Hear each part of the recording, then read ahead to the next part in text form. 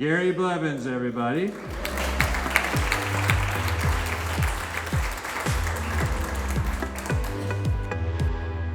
Hey, how's everybody doing?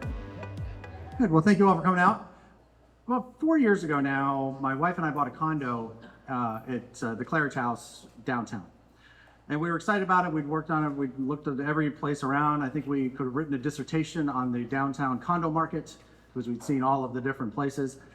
We finally settled on a unit that needed essentially a full remodel. And by full remodel, I mean like everything had to come out. New HVAC, all new plumbing, 95-ish% new electrical, entire new bathroom. Like it was rough, right? So drywall, every kind of trade needed to be involved in this process. And I didn't know anything about it, right? Like I used to make the joke that I paint with a pen, right? I pay people to come and do this stuff so that I can go do what I'm good at. It was impossible. It was nigh on impossible. I kept a list. We had 128 contractors that we either called and didn't show up, that we called, they came, spent 2 or 3 hours with us learning the entire job. Then we spent a week trying to get a quote from them, only to have them ghost us. This went on for months. Meanwhile, I'm paying a mortgage and rent on an apartment that my wife is living in, and I'm now trying to figure out how we're going to figure this out. So needless to say, I went to YouTube University and started to figure out, how do you hang drywall? Well, let's figure that out. I figured out how to lay out a cabinet. I learned an entire 3D rendering system. I made a 2-minute video that was a walkthrough of the 3D space so that I could just send it to the contractor. They could look at it and say, okay, I get it. This is where the cabinets are supposed to be. This is the kind of bathroom, blah, blah, blah. Didn't help. My wife wanted a big shower, so I do what my wife wants me to do. That was like the only thing she was really asking for. So big shower, big walk-in shower, and it requires, I don't know if anybody's ever done this, and I won't bore you with the technical, but before you put any tile down, you have to have a shower pan liner put in, and it has to pass an inspection by the plumbing department, by the building inspectors. 4 pan inspections failed, right? And that's like a week each. All it has to do is drain. That's all it has to do, right? It has to hold water for like 8 hours, and then it has to drain all the way. You can't have puddles. We could not get this done. 4 times. After the 4th time, I'm like, well, I guess I gotta go to YouTube University and figure out how to do this. I get about halfway through it, and I'm going back and forth to Lowe's, and I'm trying to buy the sand to level it off, and I'm trying to find pan liners, and I'm watching videos. And then finally, this dude comes up to me at Lowe's, and he's like, well, do you need help with your project?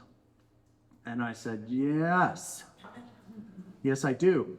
And follow him out to the parking lot, and in the parking lot is a pickup truck.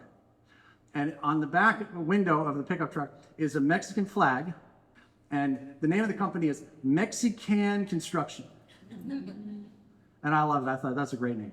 And his name is Alan, and he came in, and he brought in a couple guys. Not a single one of them spoke a lick of English, right? 3 days later, pan inspection, big green label, right? The next day, they're in laying the tile that I have been sitting on now for 6 weeks. And it's perfect. It is perfect.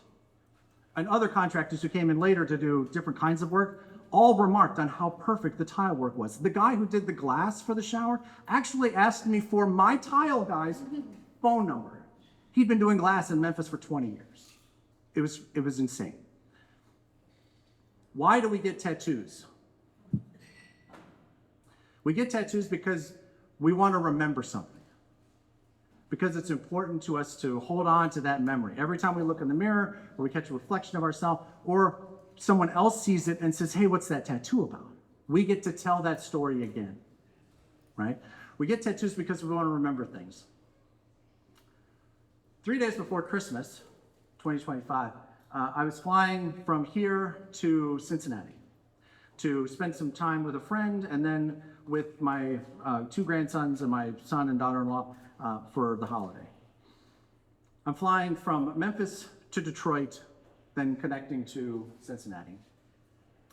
When I get on the plane from Memphis to Detroit, a guy comes and sits next to me, and he doesn't say anything. When he comes and he sits down, which is fine, it's an airplane, I don't care.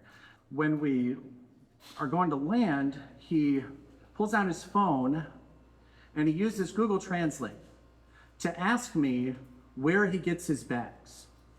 And I pulled out my phone and I'm like, what language? And he looks Mexican, so he says, Espanol. I said, okay. So I used my Google Translate and I said, I told him, like, are you connecting? And we start to talk about, like, how long is your layover? Are you going someplace else? And he shows me his Mexican passport. And I said, are you going to Mexico? And he said yes. And I was like, okay, so international travel is a little bit different, and we're trying to navigate this process for him. And I said, we just need to talk to the gate agent. So we get off the plane and we go up to the gate agent. Gate agent doesn't speak Spanish, so again, we're still just using Google Translate to kind of navigate. By the way, thank God for Google Translate. Am I right? Like, man, so much easier. So we're kind of negotiating this, and as it turns out, he's got an 18-hour layover before his flight from Detroit to Mexico City. And I've got like a 2-hour layover, and it's like 7 or 8 o'clock at night, and I said, are you gonna leave the airport? Because you've got 18 hours, like you're gonna go to a hotel. He says, no, I'm gonna stay in the terminal. I said, okay. And he said, I don't wanna go through security. And I said, okay. And so I said, well, if you're gonna be in here overnight, make sure that you eat before the restaurants close, because the restaurants are gonna close in about an hour. So we went and we sat down and we started to have dinner, ironically at a Mexican place. And I'm sitting there with my burrito and he's eating this thing. And he begins to kind of tell me his story. And he tells me that he's been in Memphis for 3.5 years. And that he came here with his father, who was a tile master, right? He's a master tile maker. Or tile installer, I guess. I don't know what the right term is, but this was his thing. And he pulls out his phone and he opens up to Instagram and he starts showing me the work that he had done with his father at these like houses and churches and synagogues and shopping malls, like all over the city for the last 3.5 years. And I'm telling you, it was gorgeous. Like, these were not like, I'm gonna go tile the bathroom at a restaurant. These were mosaic, beautiful art installations. They were incredible. And Victor, who was the person that I was getting to know, was basically learning from him.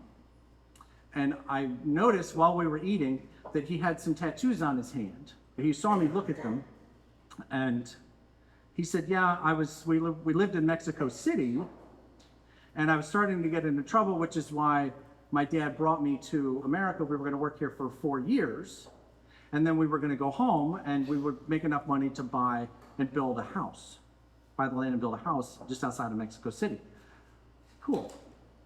And I said that he'd only been there for 3.5 years. I said, so why are you going home now? And he took a minute, and then he told me that they were on a job here in Memphis, and he had been sent as the apprentice after 3.5 years, by the way, still the apprentice, had been sent to go get lunch for the crew. While he's at lunch, ICE shows up and takes everyone, including 3 American citizens, into custody. And he comes back and he sees all the police and federal agents, and he steps away so that he doesn't get swept up in all of this.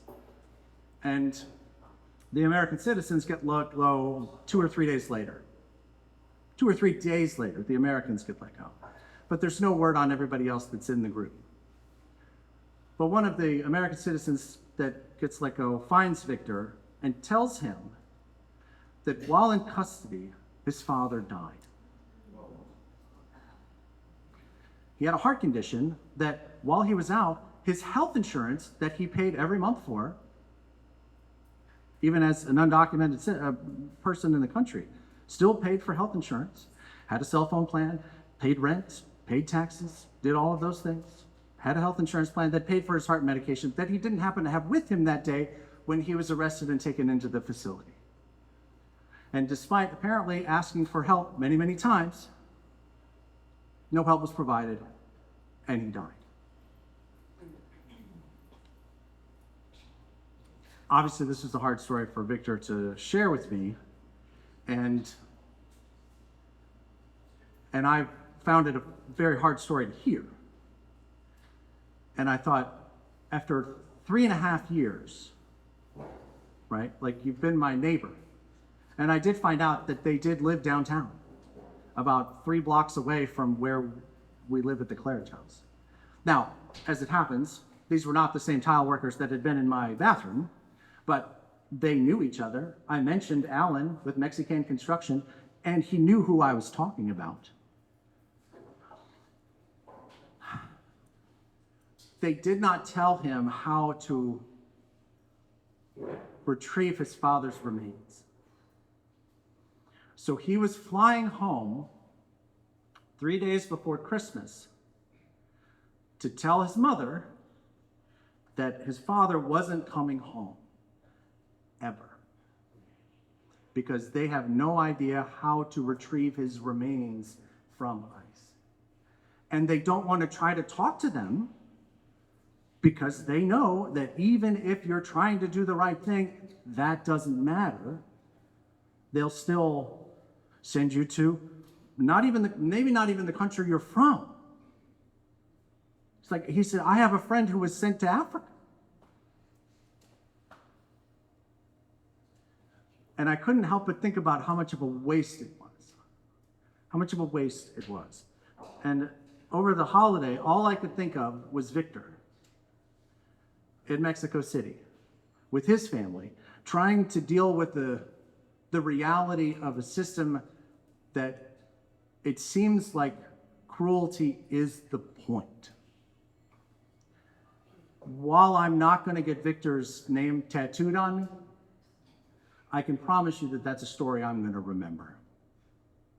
And I hope you will too. Thank you.